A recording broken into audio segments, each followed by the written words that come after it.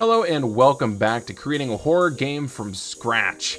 Last episode, we tackled the interaction system. This episode, we're going to be tackling doors. Now that we can interact with things, let's go ahead and create a couple of different door variants so you can start moving about your levels as you create them. And you might be thinking, an entire episode on doors? We could literally do a series on doors for those that do not know. They're complicated.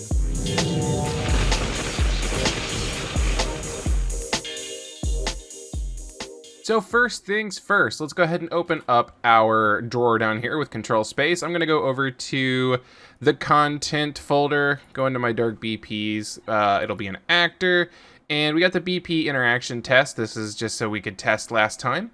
We're gonna create a new one. We're gonna go ahead and hit BP or blueprint class. It's going to be an actor.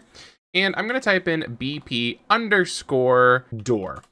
And I'm gonna go ahead and open that up. Anytime you create a new blueprint, you'll see this little star here. It means it's not saved. You can also see the star up here in the tab. So let's hit Control-Shift-S to make sure that is saved before we start manipulating the file. Every door can consist of several static meshes. Some people will have a separate handle, a separate door, and a separate frame. This is so each part can move individually because, as you know, doors tend to be static meshes, which means they don't have skeletons, so animations can't be played very easily with them, at least when they're all together. However, for the sake of our door, we're only going to do two parts for now. We're going to go ahead and add a static mesh, and we're going to call it SM underscore frame.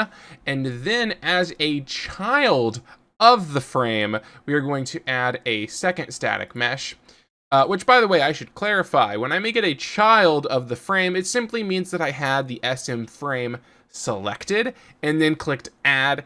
So that way the static mesh, as you can see in the hierarchy, is further right. It's a child of the frame, and I'll explain a little bit more about what that means in a moment. But for now, we're gonna make that SM underscore door like that. We did some changes, Control-Shift-S. So this is where things are gonna start getting a little bit more, I guess you could say, crazy. The thing is, when it comes to a door, it can be a lot of things. It could be a sliding door, it could be locked, it could be opened, it could be closed, it could be unlocked, it could have to check and see if you have certain keys, it can have to check and see if certain things in the level are done. You could also have 1,000 different looking doors. You might want to know if the door is being opened for the first time. You might need to know if it's being unlocked for the first time. There's a lot of things about doors, and we're going to tackle as many of them as we can, but let's keep it basic for now. All I'm going to do is on the left-hand side, I'm going to create a variable. I'm going to add it, and I'm actually going to call this SM door, and I'm actually going to call this door SM, and the variable type is actually going to be a static mesh. So you'll see you got static mesh here, and you want this to be an object reference. Now you're probably wondering why I'm doing that. Hold on, don't you worry, I'll feed you, baby birds. I'm gonna go ahead and click on this eyeball so that way it's open, so that way it's a public variable. I just wanna go ahead and show you what that does for us. I'm gonna compile and save. And what I'm gonna do is I'm gonna drag that BP door out onto our 3D environment. And on the right hand side now, you'll see that in our default, we have something called door SM. The reason we can access it and see it here in the details is because we went and made it public by opening up this eyeball. Now we're gonna do this again, and we're gonna call this door frame SM or frame SM, whichever you prefer. It'll be a static mesh as well, and we're gonna make it public as well. So let's look into why I just did that.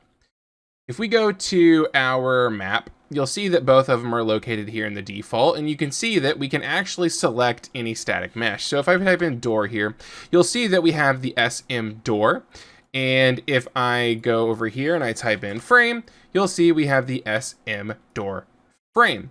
I have both selected, but if you look in the 3D environment, it's not placed. So why did I do this? Well, there's something called the construction script. It's something that the programmers can use so designers have an easier time getting into those 3D environments, placing the things they need to place, and it just work. So that way there's not a lot of programmers speaking with the designers and back and forth trying to figure things out.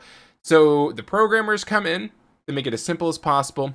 Designers get their job done. Well, as an indie dev, it works just the same way, except instead of having to figure things out on the fly, going back to programming, going back to designing, going back to programming, you can get this stuff programmed, and it's going to make our life a lot easier when we go to design things. As I said, it's called the construction script. If you're new to Unreal, you've probably ignored this thing, or some random tutorial told you to use it and you didn't know why. Well, I'm about to blow your mind if you aren't sure what this does. It's actually amazing. So, on the left-hand side here, you'll see our variables that we created. I'm going to go ahead and grab the door SM, and I'm going to do git. The next thing I'm going to do is I'm actually going to right-click on the door SM, and I'm going to do convert to validated git. What does that do? Basically, what it does is it says, hey, I want you to get this variable if it's valid. If it's not valid, we have a separate execution pin that we're just going to leave blank. Essentially, we're saying, unless this is valid, don't do anything. So that way, if these variables are not set, the code is not then trying to run with variables that don't exist or that aren't defined, because that will cause errors. So we have a validated git. If it's valid, we're going to take the SM door here, because remember, this is a validated git on the door SM. We're going to take our SM door, we're going to pull out of it, and we're going to hit set static mesh like that. And then if it is valid, we'll plug that execution pin in just like that. I'm going to move this over here. Keep things nice and clean. And then we'll take the variable that is indeed valid, and we'll plug that into the mesh that's being set. So what did this just do? If we hit compile and save, watch if I go to the first person map. All of a sudden that door is in 3D space. Remember, we didn't set that static mesh. We've never touched it. In fact, if we were to go to the BP door and click on the door on the left-hand side here, look, on the right-hand side in the details, the static mesh is set to none. But you can see in our 3D environment, because we set that variable, it is now updating it in real time. So we have our door SM. Let's go ahead and do the same thing for the frame SM. Again, we're going to pull out and we're going to do a git on the door frame SM. Remember to right click it, do the validated git, because we don't want this to run if it is not valid. And you're gonna see I'm gonna make a lot of space here. And the reason I'm doing that is because essentially what I'm doing is I'm gonna take this is not valid pin, and we're actually gonna drag it over, and we're gonna put it into this execution pin over here. The reason for this is because let's say they've set the door frame, but they haven't set the door. That means that this will still not run. It'll still be fine. It's not going to get any errors, but it does have a reroute. It will say, you know what, this isn't valid, but we can continue anyway. See if the frame's valid. So we're going to get the SM door, this time out of our components hierarchy. And out of it, we are going to pull out and do set static mesh. We'll take the is valid execution pin, plug that in to the static mesh that's being set. And then we will take the valid variable here and plug it into the new mesh, bring this over. We will hit compile and save and check it out if we go to the 3D space. Some of you caught that, didn't you? I have SM door plugged in twice. I'm dumb. Let's go ahead and delete the SM door off of this right-hand one, if that's what you did as well. And we need to grab the frame and plug that into the target instead, and hit compile and save.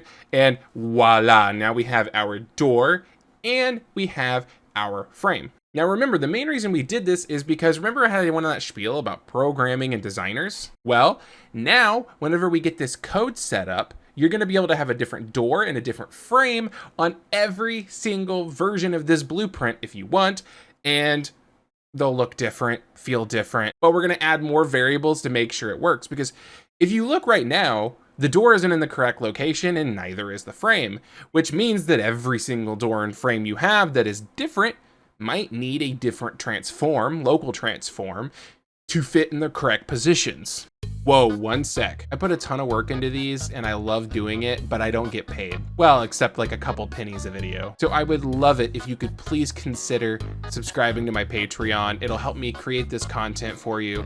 And you can download the entire project that'll update once a month, so you can either learn from it or just use the code to jumpstart your project. But ultimately, it's so I can feed myself and my wife and still make these videos for you guys. Back to the content. So let's go ahead and do that now. Let's go to the BP door, and we're going to start adding more variables. I'm going to move myself over here, just in case the variable list gets too long. And let's add a new variable. This variable is going to be called door offset. And we're going to go ahead and make this variable a vector, which, if you remember, is a fancy word for a position in 3D space. And of course, make it public so we have access to it. And I'm not going to make a frame offset because, in theory, the frame can always be used as the root of the door, because where the frame is at is where the door should technically be.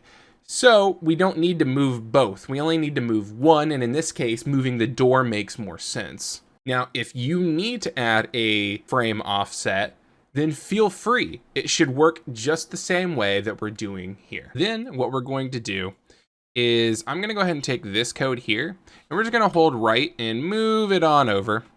And I'm actually going to remove this execution pin link. I'm going to leave this reroute node for now. And what I'm going to do is the SM door, we're going to go ahead and we're going to pull out, and we're going to type in set relative location like that.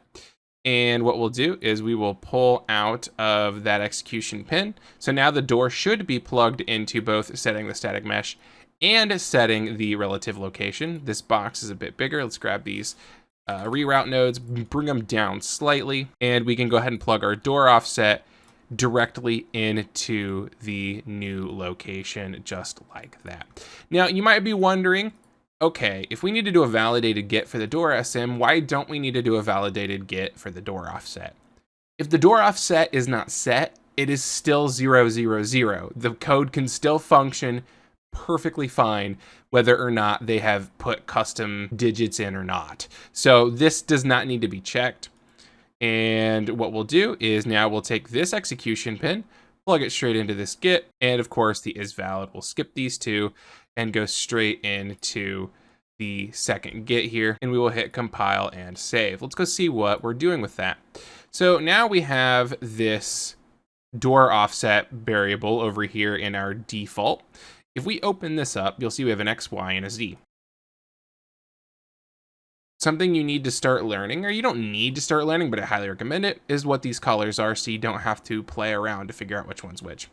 Red is going to be X, green is going to be Y, blue is going to be Z.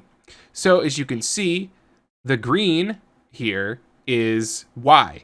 So if we go over here, we got our Y. If we increase this to like 10, for example, you'll see the door moved over.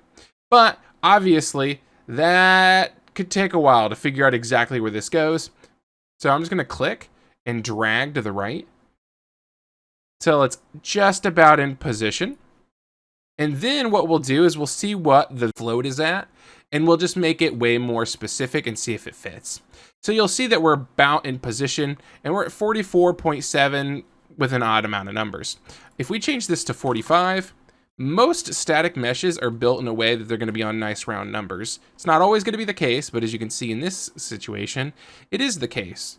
So now, because we have a door offset variable, we can now set the door, the frame, and the offset right here in our default details window per door. And by the way, like, let's say you do a bunch of work and you're thinking, man, I don't want to have to remake this door. If you just hold Alt and drag, you can actually just duplicate the door and the variables will be duplicated with it. Or if you need to use it in places that you can't just duplicate it over, you can actually go up here and you see list of world blueprints available. If you click on this, you can see that we can actually convert selection to blueprint class. If I was to click on this, I would get an option here, and I would just say, let's go ahead and make it a child actor. What you're saying is, I want to take everything about this current situation and save it for another blueprint. So for example, this is BP door blueprint, but if we did BP door 01, for example, and we hit select, you'll note that now we have a version of this door that we just put work into right here. We have the BP door and a child called BP door 1. I don't recommend making separate blueprints for every single door unless they're drastically different. It's not that hard to set these variables up, but I just wanted to let you know this existed regardless. All right, so we have our door, we have our frame, and we have an offset so we can set the door to the correct location. Let's go ahead and go back into our BP door and create 2 more variables. The first one we're going to call closed rotation, and this is going to be a rotator, public as well. And we're going to create another one and call it open rotation, rotator, public as well. And we'll hit compile and save. These are going to be about what you would expect. Before we do anything in the construction script, let's actually head to the event graph and start adding in some of the things that we're going to need in order to actually get the door to open and close. I'm going to right click and I'm going to create a custom event. This custom event is going to be called open door. I'm going to right click. I'm going to create a custom event. This is going to be close door. And then we're going to create a third custom event. And this one's going to be called toggle door. In order for this to work, we're going to need another variable. We're going to call this open. And it's going to be a Boolean. And we're actually going to make this public as well. We're going to compile and save. Out of toggle door, we are going to create a branch by holding B and clicking. And the condition is going to be whether the door is open or not. If the door is open, so true, we want to close the door because we are toggling it. If it's closed, we want to open the door because again, it's a toggle. This is going to get more complicated, but for now, this is simple and easy enough. Let's go ahead and grab it, hit C for comment, and I'm going to type in toggle door, and I'm going to show bubble when zoomed, so it's very easy to find. Let's move these up just slightly. If closed door is called, we're going to take our SM door, we're going to get a reference to it, and we are going to move component to, and we get this big block. I'm going to get the execution pin on move, get these so they're nice and straight. For the target relative location, we're actually just going to use the door offset because basically the relative location is saying, where do you want it to move to? Not rotate, move to. But whatever the door offset is, that's where the door is sitting. So the relative location for the door offset, perfect. The target relative location, we're closing the door. So we're going to take the closed rotation and we're going to plug that into the closed rotation. And then whether you want it to ease in or out is up to you. You can do it on a door-to-door basis. So you could set that as additional public variables. I'm not going to do that. I'm just going to leave it on false and false. Quick explanation of easing in and out. Easing in is like whenever something speeds up. Easing out is when something slows down. So whereas it could just go dut, dut, it would be like a zzz. Did that make sense? I hope the sound effects helped. And then over time, again, you could set this to a public variable and have it super customizable. I think for our sake of the video, we don't need to. I'm going to set this to 1 second. Basically, over time is saying how long do you want this process to take. Then once we have completed moving the component to, I will drag open and we will set it. And because this toggle closed the door, we will make sure open is set to false because now it is going to be closed. So we'll hit compile and save. And luckily what we can do here is we can pretty much copy and paste up to the open door. We're going to copy the door, the offset, not the rotation, the move component to, and the set. So we'll go ahead and hit copy, bring that up here and hit paste. We'll plug in that execution pin, get it all straight. And now for the target relative location, instead we're going to use the open rotation and we are going to set it to true. Now, some of you that have done a lot of programming before probably see a couple issues with our logic that could cause issues in the future. But for now, I want everyone to just chillax. We will get to that eventually. And I'm not going to comment these because I know they're going to expand quite a bit. So I'm just going to hit compile and save for now. And we have no way to call these at the moment. So what we need to do is add a way to do that. If you go to the class settings here, on the right-hand side, you'll see we have the implemented interfaces. We're going to add. Remember, I use BPI for my naming convention for Blueprint Interface. We're going to add the interaction, and we're going to hit compile and save. On the left-hand side, you'll see the BPI interaction request. Let's go ahead and open that up, and we get the additional graph here. Now, eventually, we'll actually need different return nodes, because if it's locked, we'll return a fail. If it was a successful interaction, we'll return a success. We might not do much with it, but that functionality might be useful for your circumstances. Let's go ahead and undo this execution pin. So anytime we have an interaction request, as of right now, the only logic we have will be to toggle the door. So let's go ahead and pull that out and call toggle door. And we'll plug that into the return node and hit success. So whenever this receives an interaction request, it will toggle the door. That makes sense to me. Let's go ahead and compile and save. And we'll go ahead and close that interaction request event graph. Now you'll remember that I set open as a public variable. That is because what we're going to do now is more stuff with the construction script. So we'll set the door, then we'll set its location. However, after that, we'll do a check. Is it open? And you guys should know how to do that by now. I'm gonna go ahead and remove this execution pin. We're gonna do B and click for our branch.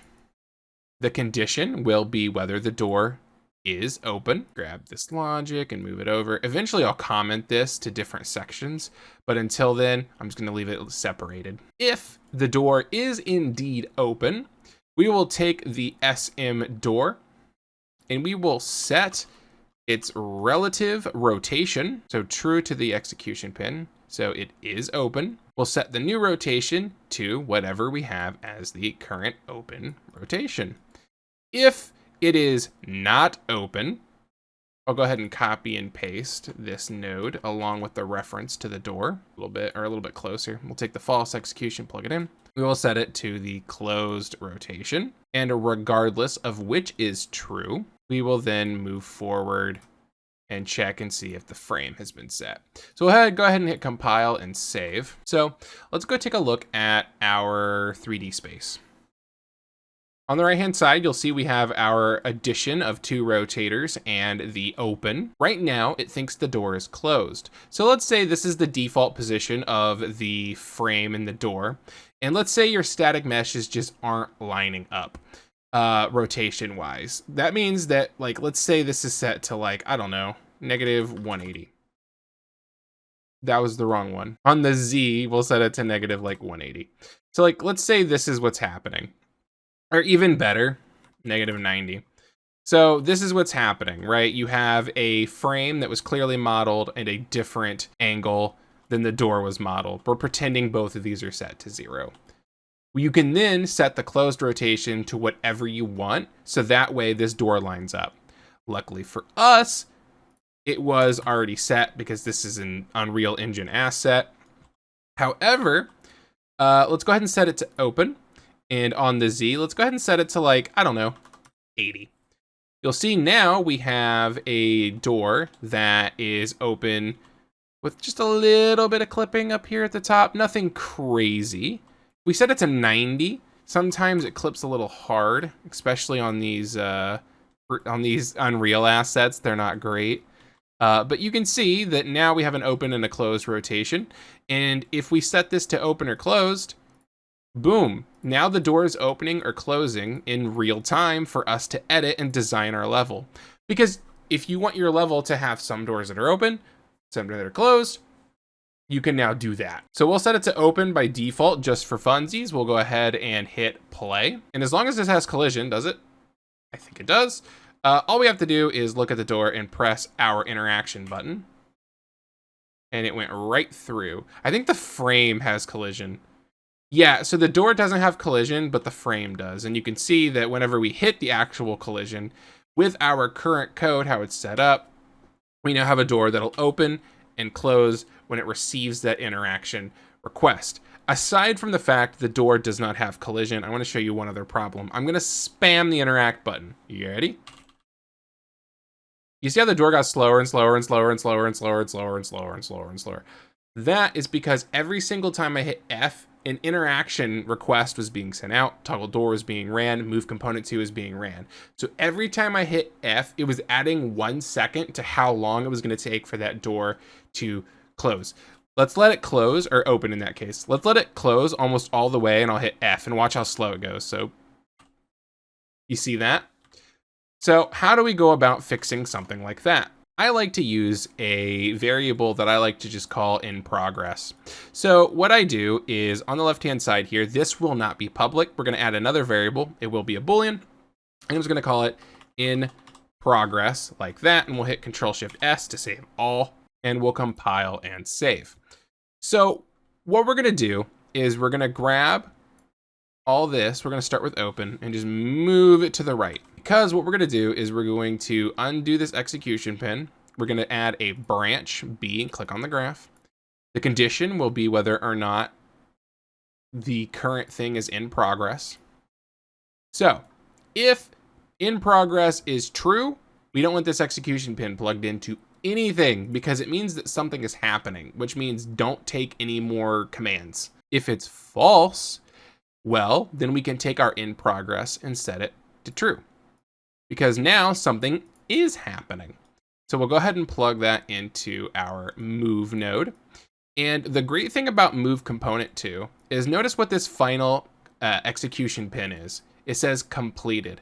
None of this code on the right-hand side of the move component 2 will run until completed is hit. So once completed is hit, we can then, I'm just copying and pasting it on over to here, and we can set it to no longer in progress. So we can hit compile and save. And now we'll do that to the closed door as well. Boom. So now what I can do is hit compile and save. And you'll note this is no longer an issue. If I spam F, it only takes the command one time. Now you'll note that it's now not opening back up. It's because on closed door, I accidentally set in progress to true. My bad. Compile and save. You don't want this to be true. And now it will actually reset as it's supposed to. So it'll only take the command once, and it will resume taking commands as soon as it's in that resting position. Are you starting to see why doors are more complicated than you might have thought? Now imagine if this was multiplayer and you needed to decide what goes to the server, what do my other players need to do, what if someone's standing in the doorway? Trust me, doors are way more complicated than you'll ever imagine. In fact, we'll probably just go ahead and do 2 episodes on doors. And I do eventually plan on teaching you guys physics handles as well. You know how in Amnesia the Dark Descent, you can grab the door and then moving your mouse or like walking forward or back actually moves the doors if you're grabbing it. We're gonna do that. Not this episode, and it might have to come back a little bit later. I apologize. But for now, this is this episode. If you're liking the series, please consider subscribing to my Patreon. I'll be uploading the project for you to download once a month, whether you want it just as something to learn from or to jumpstart yourself and already have some code. And it just helps support me whenever it comes to just making this kind of content. If I can get enough Patreon subscribers, I'll start doing even more videos. But until then, I have to stick to 1 a week as I've just got to do other things. However, thank you so much for watching. Like, comment, and subscribe. And I'll see you in the next episode.